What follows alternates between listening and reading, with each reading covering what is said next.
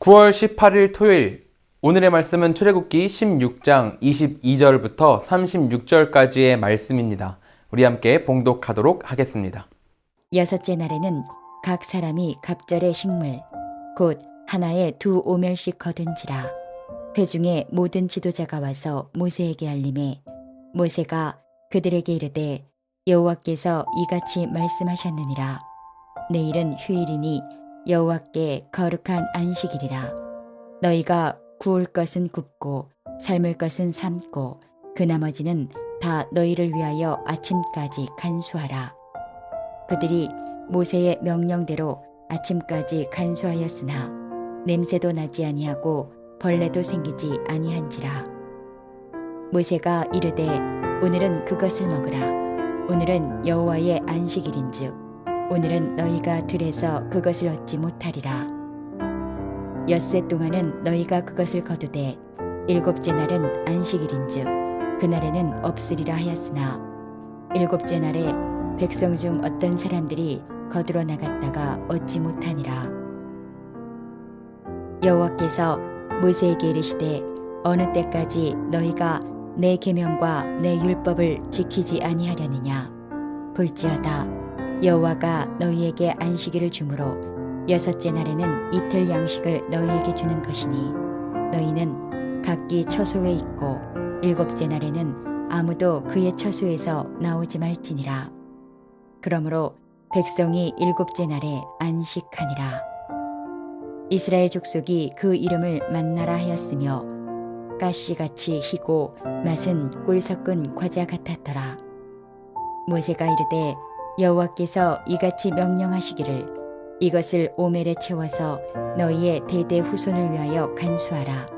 이는 내가 너희를 애굽 땅에서 인도하여 낼 때에 광야에서 너희에게 먹인 양식을 그들에게 보이기 위함이니라 하셨다 하고, 또 모세가 아론에게 이르되 항아리를 가져다가 그 속에 만나 한 오멜을 담아 여호와 앞에 두어 너희 대대로 간수하라. 아론이 여호와께서 모세에게 명령하신 대로 그것을 증거판 앞에 두어 간수하게 하였고, 사람이 사는 땅에 이르기까지 이스라엘 자손이 40년 동안 만나를 먹었으니 곧 가나안 땅 접경에 이르기까지 그들이 만나를 먹었더라. 오멜은 10분의 1 에바이더라. 오늘 본문에서는 여섯째 날에 만나를 어떻게 거두어야 하는지에 대한 설명으로 시작을 하고 있습니다. 하나님께서는 다음 날, 곧 일곱째 날이 휴일이기 때문에 미리 거두어 구울 것은 굽고 삶을 것은 삶고 나머지는 아침까지 가지고 있으라고 말씀을 하셨죠. 어제까지 만나를 더 많이 거두어서 집에다가 모아놓은 자들은 다음날 아침에 썩어서 벌레 먹고 냄새나는 것을 확인해야만 했었습니다.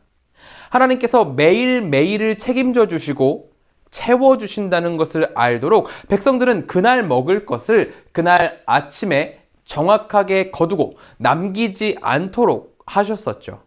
하지만 오늘은 여섯째 날이고 내일은 일곱째 날, 안식일이기 때문에 하나님께서는 미리 거두게 하신 것입니다. 다음 날이 되자 과연 정말로 만나는 썩지 않았습니다. 냄새도 나지 않고 벌레도 생기지 않았죠. 하나님은 먹을 양식뿐만이 아니라 창조하실 때 주님이 하셨던 것처럼 안식도 가르치신 것입니다. 하나님은 이스라엘 백성들에게 먹을 것을 공급하셨습니다. 그뿐만이 아니라 안식일의 쉼도 공급해 주셨죠. 안식일 전날에 갑절의 만나를 주시고 다른 때와 달리 하루가 지나도 변하지 않게 하심으로 백성들이 안식일에는 만나를 거두는 일을 멈추고 쉼을 누릴 수 있도록 하신 것입니다. 이 은혜가 얼마나 감사한지 모르겠습니다. 사실 본문을 더 읽다 보면은 이스라엘 백성들이 정말 징하게 순종하지 못하는 모습을 보이거든요.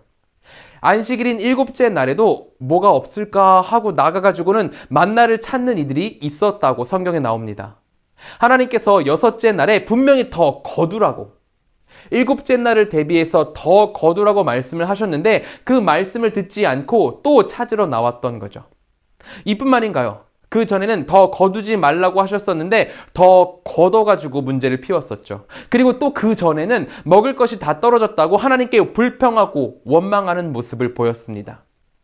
제가 이 이스라엘 백성들을 볼 때는 하나님께서 크게 화를 내시면서 야, 너희들은 제정신 차릴 때까지 얼차려 좀 받아야 돼. 이렇게 해도 문제가 없었을 것 같은데 하나님은 그럼에도 이들에게 안식과 쉼을 주시는 것을 볼 수 있습니다.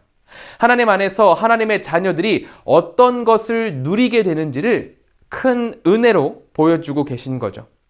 그들은 원망하고 불순종했지만 주님은 큰 사랑으로 그 모든 것들을 덮으셨던 겁니다. 이 은혜가 또한 우리 안에 흐르고 있습니다. 제가 저를 돌아보면 얼마나 더럽고 부족한지 모르겠어요. 우리 성도님들께서도 아마 같으실 거라 생각이 됩니다. 이렇게 부족하고 모자란데 하나님은 우리를 덮으셔서 성화의 과정 가운데로 인도해 주셨습니다. 도저히 칭찬받을 수 없고 상 받을 수 없는 우리지만 주님은 여전한 사랑으로 우리를 채워주십니다. 그러므로 우리의 삶 가운데 늘 함께 하시는 이 은혜를 기억하는 오늘 아침이 되었으면 좋겠습니다. 이 은혜가 우리를 살렸고 또한 우리로 소망을 갖게 하십니다. 이 놀라운 은혜 붙잡고 나아가는 이 아침이 되길 소망합니다. 다시 본문으로 돌아와서 하나님은 31절부터 36절을 통해서 이 만나를 성소에 두어서 간직하고 기념하라 말씀을 하십니다. 이것은 바로 받은 은혜를 간직하고 기억하라는 하나님의 명령이었던 거죠. 만나는 가나안 땅에 들어가기까지 장장 40년 동안 이어진 양식이었습니다. 이스라엘 백성들이 매일 아침 힘들이지 않고 얻을 수 있는 하나님의 양식이었죠. 하나님은 만나 한 오매를 항아리에 담아서 증거판 앞에 두어서 대대로 보관하게 하셨습니다. 이를 통해서 이스라엘 후손들이 대대로 하나님의 공급과 은혜를 기억하기를 바라셨던 거죠. 후손들은 이것을 보고 백성들에게 필요한 것을 채우신 이 하나님의 은혜가 얼마나 풍성했는지를 떠올렸을 겁니다. 우리 또한 이와 다르지 않습니다. 우리도 이 은혜를 기억해야만 합니다. 우리는 항상 기도하잖아요. 하나님, 나에게 은혜를 베풀어 주시옵소서. 나에게 은혜를 내려 주시옵소서. 하나님의 도우심이 필요합니다라고 매일매일 우리는 주님께 간구합니다. 하지만 정작 하나님께서 은혜를 베풀어 주시면 우리는 그 받은 은혜를 너무나도 쉽게 잊어버리고 은혜의 감격을 잃어버리곤 합니다. 하나님께 받은 것들이 수없이 많은데 그 은혜들을 잊고 다른 길로 나아가게 된다는 거죠. 우리가 그렇게 계속해서 행한다면 하나님의 백성이라 할 수 없겠죠. 그러므로 이 아침 한 번 더 기도를 간구하는 것은 하나님의 은혜를 기억하고 감사의 생활을 하는 우리가 되도록 하는 것입니다. 주님의 은혜가 우리에게 얼마나 풍족한지를 기억하고 이 모든 것들을 감사로 올려드리는 우리 모두가 되기를 소망합니다. 우리가 그렇게 감사로 나아갈 때 하나님께서 더 큰 은혜를 부어주실 줄로 믿습니다. 함께 기도하겠습니다. 우리 이 시간 같이 기도하실 때에는 첫째로 주님의 은혜를 기억하고 감사하는 우리가 되도록 기도하길 소망합니다. 둘째로는 한국과 세계를 위해서 기도하겠습니다. 정치와 경제, 문화, 그뿐만이 아니라 코로나까지 이 모든 것들 가운데 주님의 은혜가 있길 소망하오니 하나님 인도하여 주시옵소서라고 기도하기 바랍니다. 셋째로 기도하실 때에는 태국의 김건용, 김동숙 선교사님을 위해서 기도하겠습니다. 불이람 지역 성교부 아이들의 마음 가운데에 복음의 씨앗이 자라나도록, 또한 중단된 불이람 신학교 사역이 적절한 때에 다시 시작되어서 태국을 위한 귀한 사역자들을 지속적으로 교육할 수 있도록 기도해 주시기 바랍니다. 또한 라한사이 교회가 어려운 시기에 복음의 능력을 잘 전하도록 같이 기도해 주시기 바랍니다. 우리 함께 기도하겠습니다.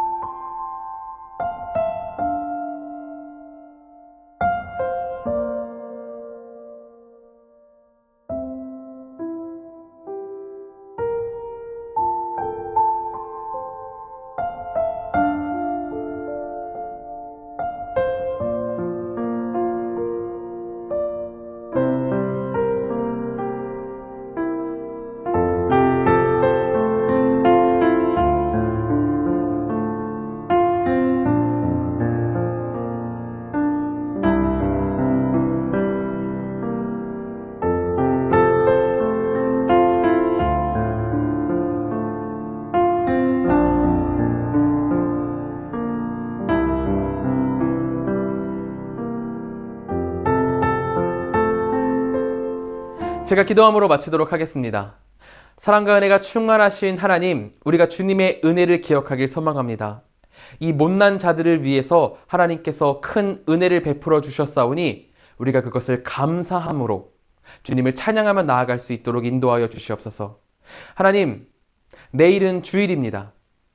주일 가운데에 주님의 큰 은혜가 있길 소망하오니 오늘 토요일, 내일 주일을 기대하며 또 기다리는 마음으로 잘 준비하도록 인도하여 주시옵소서. 태국의 김건용, 김동숙 선교사님 계십니다. 두 선교사님 가운데 주님의 큰 은혜를 베풀어 주셔서 하시는 사역 모두가 주님의 것이 되도록 인도하여 주시옵소서. 하나님, 언제나 함께 하실 것을 믿습니다. 예수님의 이름으로 기도드립니다. 아멘.